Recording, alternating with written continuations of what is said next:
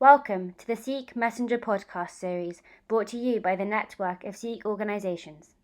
Over the next few weeks, we will be interviewing people who are engaged in addressing the issue of hate crime, be it from a policing or public policy perspective, or hearing from victims themselves. Our focus is on the implications for British Sikhs, but we will also be looking at the wider problem in general. This initiative is brought to you as part of the Catch Together Against Hate project, which is being facilitated by Gallup and has been funded by the Mayor's Office for Policing and Crime. Your hosts for the series are Tavleen, Herbaksh and Hardeep. This week, we are delighted to be talking to Lord Singh, editor of the Sikh Messenger and an internationally recognised journalist and broadcaster and frequent commentator on social and religious issues. In September 2011, he was awarded an Independent Life Peerage for his contribution to British public life. He is a member of the Parliamentary Select Committee on Human Rights and a vice chair of the All-Party Parliamentary Group on International Freedom of Religion and Belief. So, Lord Singh, welcome and thank you very much for talking to us today. Good morning, it's nice to be with you. So could you just tell us a little bit about your early life in the UK? I came to Britain at the ripe old age of about 8 months, I think, and that's all. I was a little baby, and my father and mother were here before, but then my mother went back to India when she was expecting me to have some better care. They came back on the ship and we settled there. It was quite a hostile atmosphere all around, but being children, we didn't take any notice, and our parents were very good. They never did. We four Singh brothers were the only non-whites in the whole of the area of Birmingham in which we lived. And at school, we were completely isolated. It was a time when Britain ruled much of the world. There was an empire, and everyone knew that the British people were superior and better than the others. The whites were better, and other coloured people, as they used to be called, were less so. And naturally, that led to a lot of bullying and teasing. The bullying was at school, where there was some fisticuffs and so on, and there was a lot of verbal abuse. And I found it continued until one day I lashed out and discovered I had a very strong left hook, and I floored a guy much older than me. Immediately after that, there was a bit of peace. Eventually, the four Singh brothers ended up in being more than half the school boxing team. And it went on, and I would be quite ruthless chasing anyone who teased me.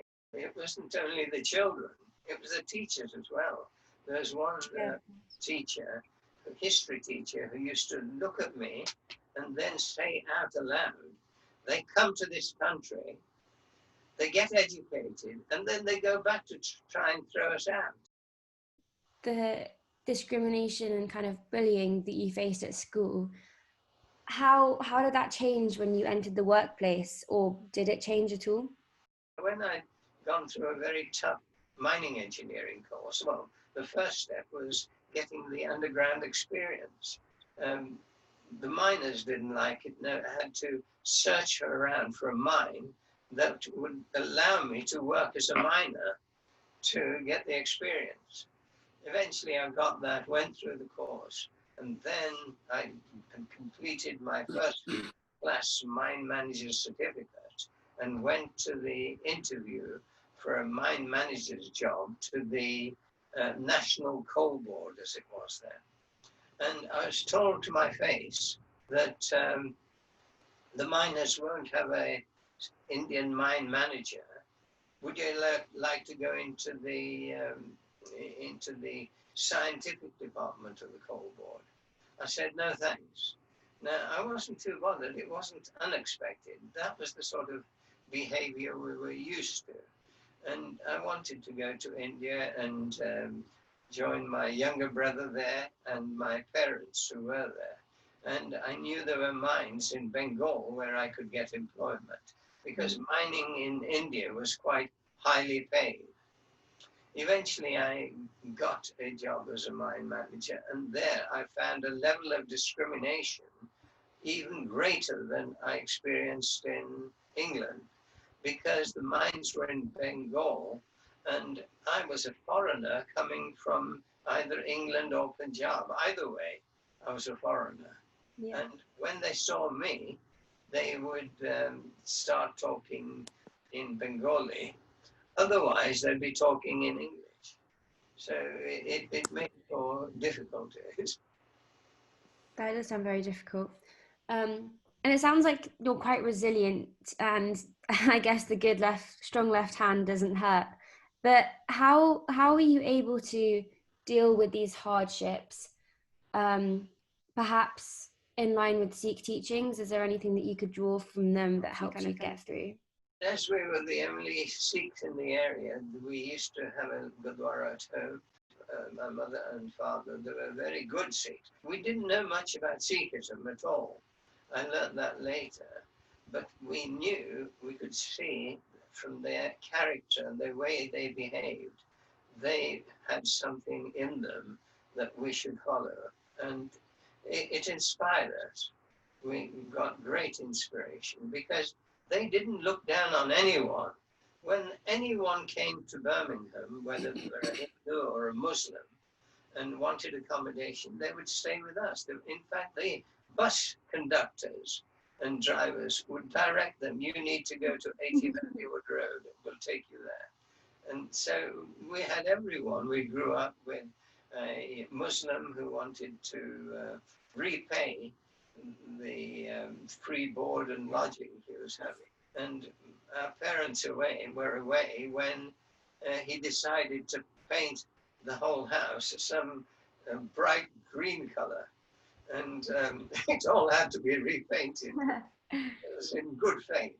And it was very difficult for them because there were real hardships for my father to start a practice. He couldn't get a job in a hospital.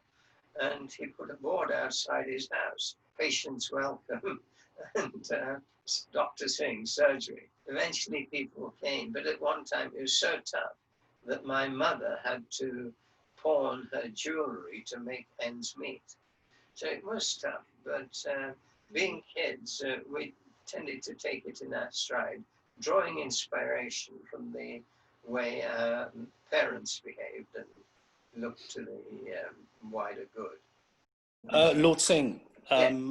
if I can bring the conversation slightly forward by a few decades, by the turn of the century, most British Sikhs had been well established in this country and, like other minority groups, had probably overcome what they thought would be the hardest and toughest times of their existence in this country.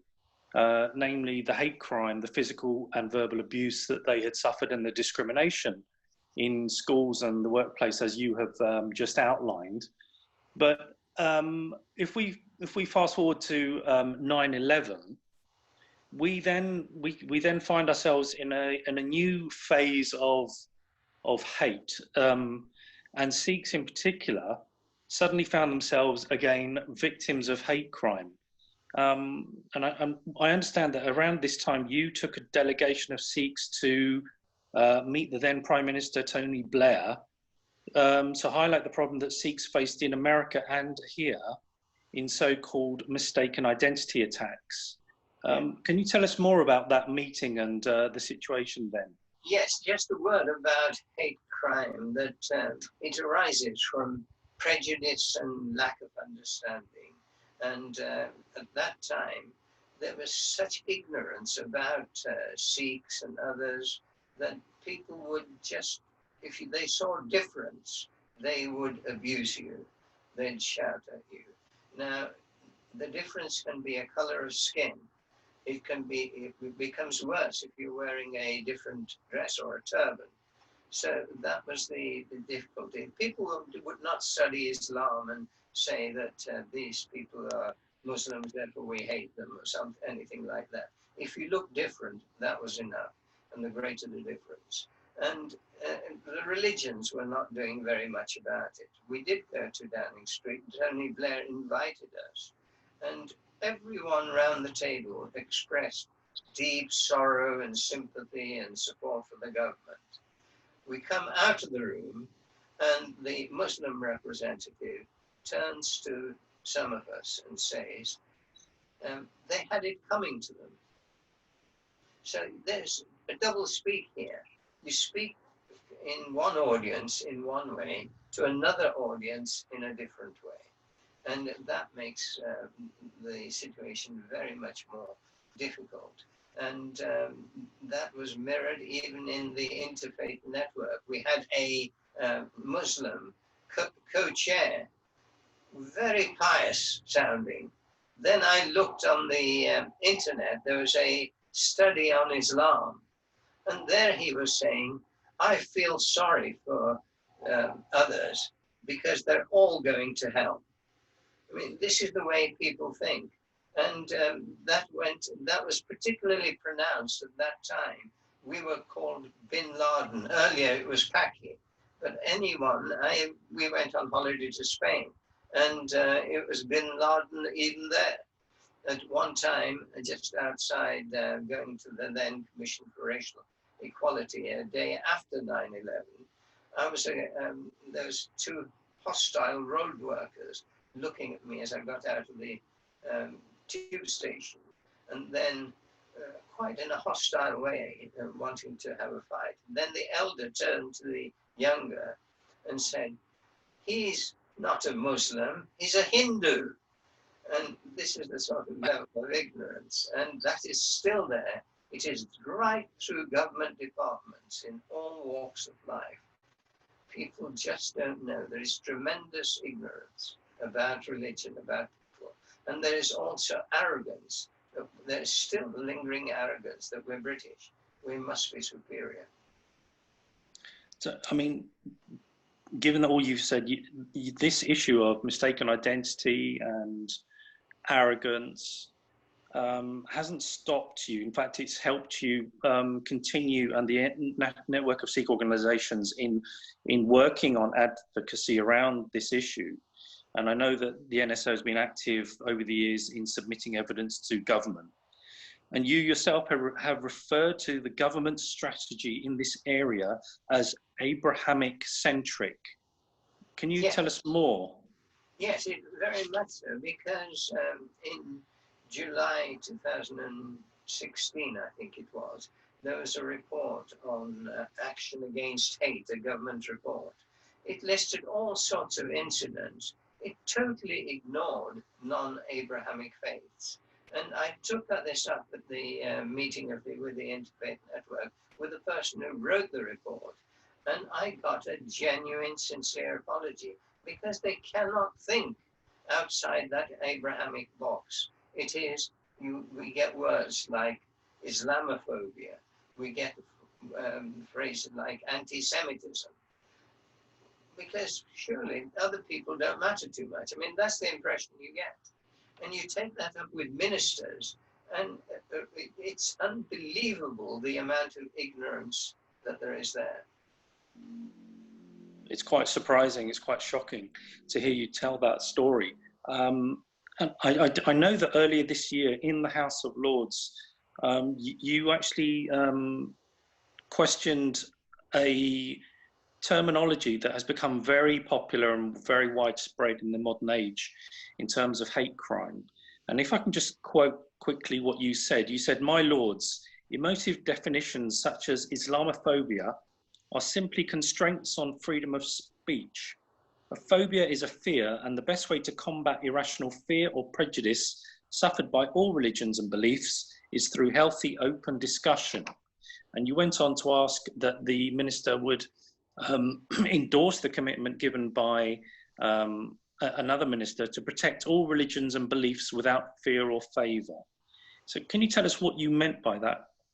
Well, because there are some religions that have caught on that the louder we shout, the more attention we get. And they are the Abrahamic religions that when I made that remark, who was sitting next to me in the Lord's chamber but the chief rabbi, who I criticized the Jews with him sitting next to me for plugging this anti-Semitism, because what it does, focus on one group, forget all the others. We're more important than you. Now, Sikhs, and the same goes for, it was Baroness Vasi was sitting in the row in the front when I was criticizing Islamophobia. Now, the same goes all the way through. But what happens when you get a religion like Sikhism, where we're taught to grin and bear it and not be messed about or worried by petty insults if someone calls your name? So what? Just get on with life. So the number of hate crimes, we're not even on the register of hate crimes. They're not recorded in that way. That I've asked the police to record perception and the actual, not only perception of who you are, who's committing the crime or who you're committing the crime against, but the actual victim. And they said, yes, we should do that, but I don't think there's been much progress. So if we're quiet, we lose out. And I would revolt at the idea of having a Sikh phobia or a Hindu phobia. That is wrong. It should be an all phobia, protecting everyone equally. Years ago, at Tony Blair's time, I talked about this with a government minister, and he said, Inderjit, it's the wheel that squeaks that gets the oil, a government minister. So if you don't say anything, you get nothing. It is wrong. The government of this country and all the councils and departments should look to all people with equal respect and equal rights. It's interesting you talking about Sikhs almost being brave or kind of just resilient and disregarding comments and not getting personally offended by them, or, you know, being able to just move on with life, which is arguably very admirable. But you're right, it means that less attention is drawn to these instances. How would you encourage people to kind of increase the reporting of these issues or seek help when they happen? It's important to report issues. It's also important to report major issues, but not to every bit of name calling or anything like that, because that goes on. I found the best way to deal with that is through a sense of humor. I would often say when I went on to work with costing that behave yourself, because at that time the person of a person of a different color buying a house in the same road would lower the price of your house. I said, behave yourself or I'll buy a house in the same road as yourself. Things like that. You can have fun, and actually they win you a lot of respect. Yeah. I'm just going to jump back to something you said earlier about words like Sikhophobia or Hinduphobia, and how you don't think that they would necessarily have a positive impact. How do we then resolve the fact that some kind of groups do have terms to describe them, and therefore probably makes it easier to discuss discrimination against those groups where there is just a word for it, or other groups as well, just anti-Sikh as an example? We are Sikhs, and although it might be harder, we are taught Sabat Kapala, that is the well-being of all. So we have to think of discrimination and nasty behavior against anyone and everyone. That we have spoken out against discrimination against Christians and Muslims, and more recently in India, and even against Hindus. It's right that we speak out, but we try and put the discrimination in its true context. This is unacceptable behavior this person needs a little, it's educating that's needed, a little more insight. And if that turns to, their behavior turns to crime, it must be reported. But it's not just crimes against Sikhs, but against any people of different color or ethnic origin or different religion. That should not be tolerated. No. To seek special privileges, to look for special privileges for one group at the expense of everyone else is anti-Sikh. Yeah. And I completely agree that, you know, discrimination often comes from a place of uneducation, and this is something that needs to be improved. And I think especially with Sikhs, you know, Sikh men look different to a lot of people. Can you very briefly just, for those who perhaps don't know, give an explanation of the basic Sikh teachings and how it has come that, you know, we look different? Yes, absolutely. In a few words, that the religion that was started by Guru Nanak in 1469, when there was real enmity between the Hindus and Muslims in India. And there was similar conflict in Europe at the time between Catholics and Protestants, and there was fighting between different religions and subsets of different religions. Yeah.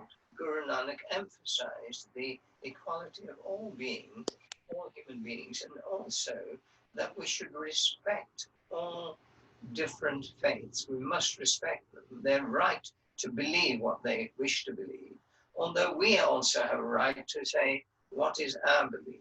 And sometimes the beliefs coincide, sometimes they're different. Hindus believe in idol worship and in the caste system. The Gurus criticized it. We have a right to do that, but we must respect their right to believe it. Our Gurus emphasize that by including writings of Hindu and Muslim saints in the Guru Granth Sahib to show that no one religion has a monopoly of truth. They did all that, and Guru Tegh Bahadur gave his life defending another religion.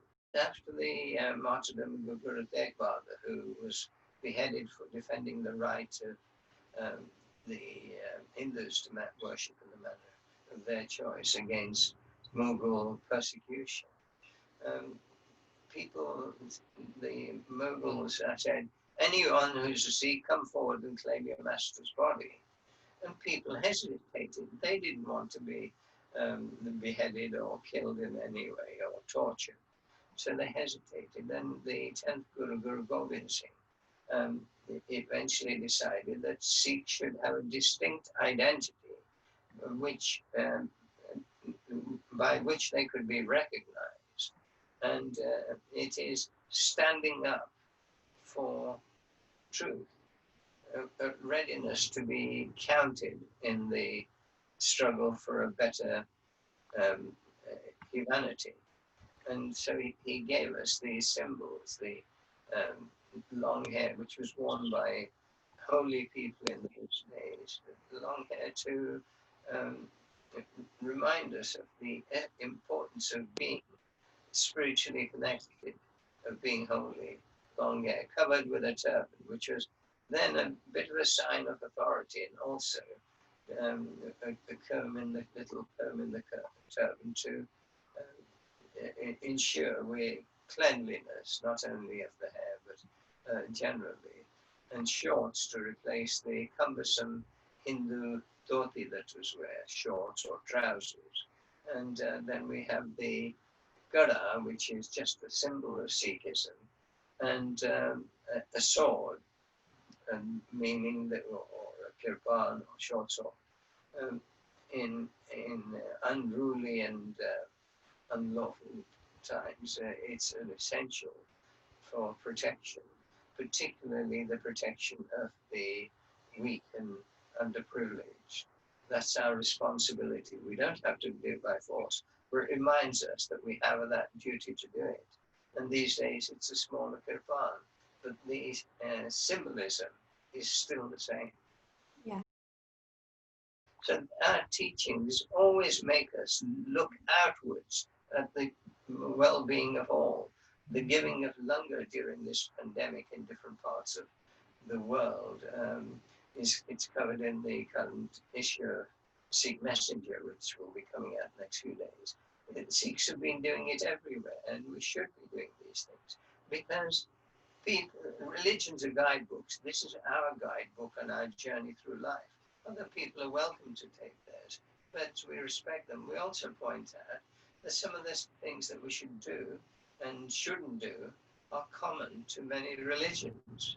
It is this outward looking and embracing of all humanity that is the essence of Sikhism.